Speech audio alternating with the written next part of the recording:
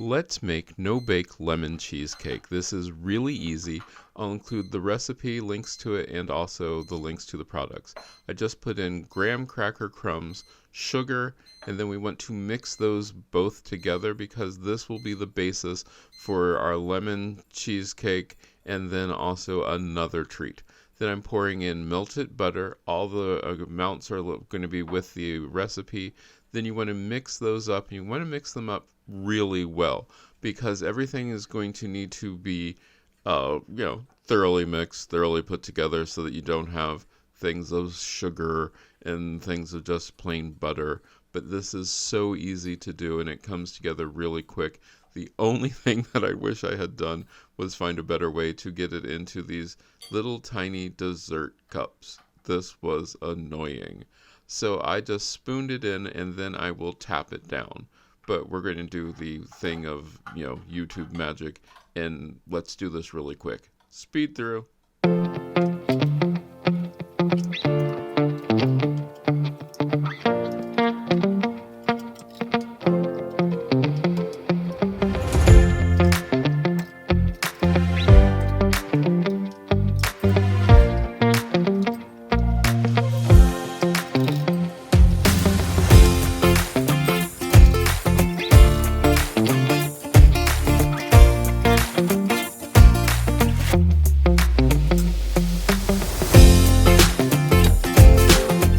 Once the graham cracker crumb crust is in the little containers, what you want to do is, or what I did, is I refrigerated them.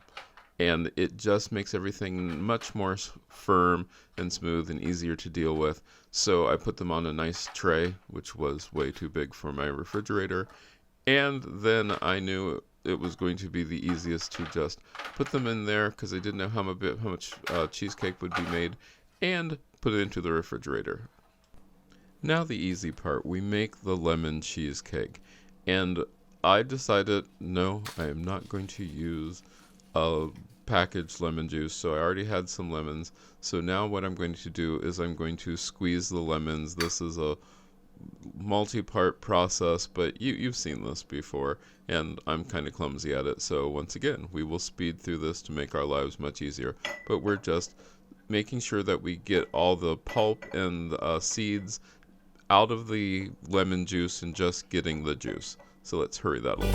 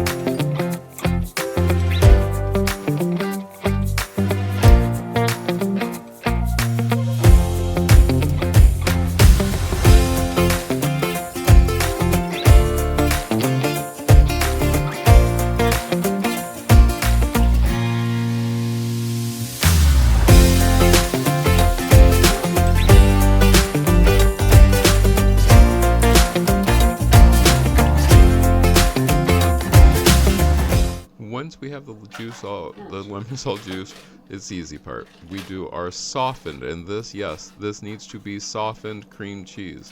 And by the way, no, that is not Crown Royal that's sitting over there. That's what I have my lemon extract in because I make my own. So then we started mixing, which of course the bowl wasn't perfectly placed, as it should have been, but I fixed that pretty quickly. There we go. Now the bowl is better placed. Lock the top down, and we put in our lemon juice in with our simple cream cheese. Now I am adding sweetened condensed milk. Yes, you could make your own. Was I going to do that day? No, I was not going to do that day. So then we pour in our sweetened condensed milk, which for whatever reason I hid behind the blender. Wasn't really thinking about that. Now the one thing to always make sure is that you are scraping and that you are making sure that everything, and I do honestly, truly mean everything, gets thoroughly mixed in with this. Because if not, you're going to have lumps of cream cheese uh, in your cheesecake. Who wants lumps of cream cheese in the cheesecake? Probably nobody. So then, once I have that done, then it is time to see if we can get most of the sweetened condensed milk out of there. It was kind of tricky. I should have done this a little bit better, but we finally do get all the sweetened condensed milk out of there, no problem. So then it is time to add our vanilla, and all the ingredients, remember, it's going to be linked or listed down below in the description. So make sure that everything is thoroughly mixed. Because if you don't, you will regret it like you wouldn't believe. Now comes the easy part.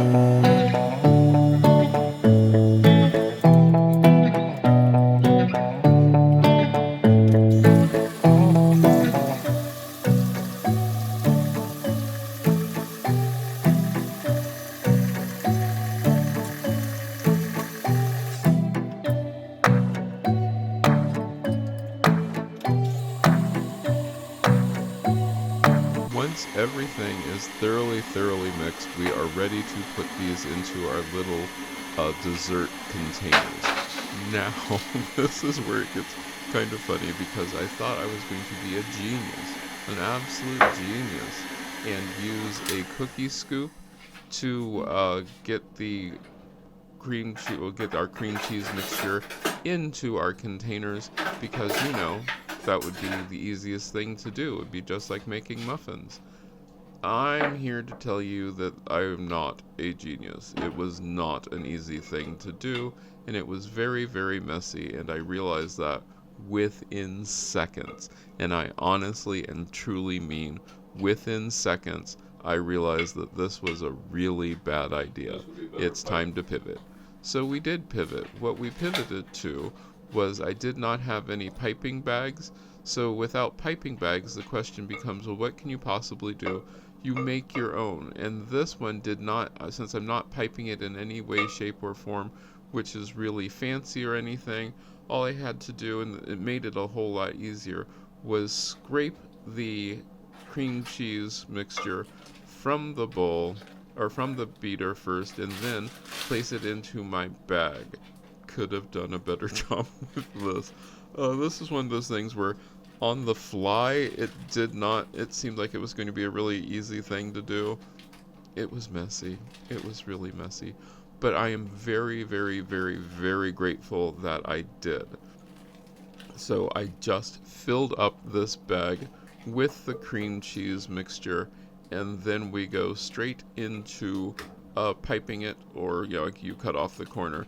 Then you will pipe it into your little containers and get as much as you possibly can into each container.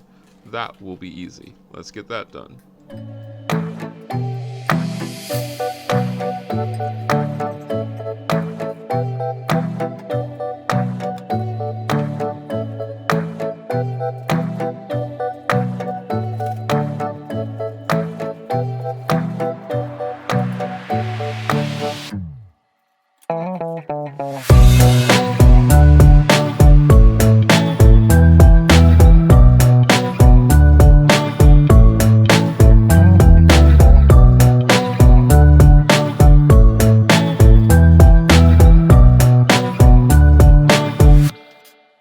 Once everything was piped into the containers, I realized that, hey, this is kind of messy.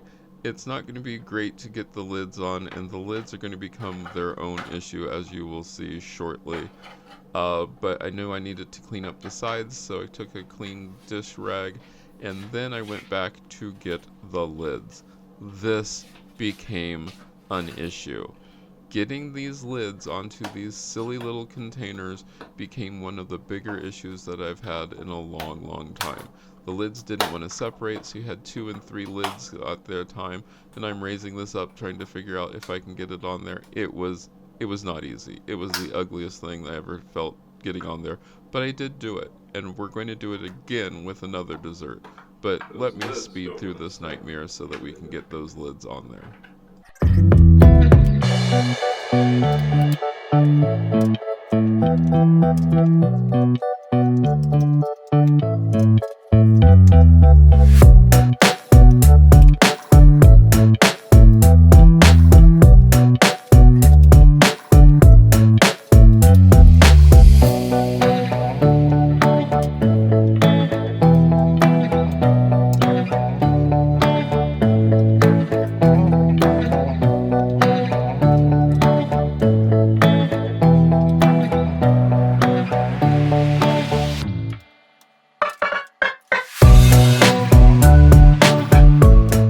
Once the lids were all on, which, like I said, it was not pretty. It was not easy.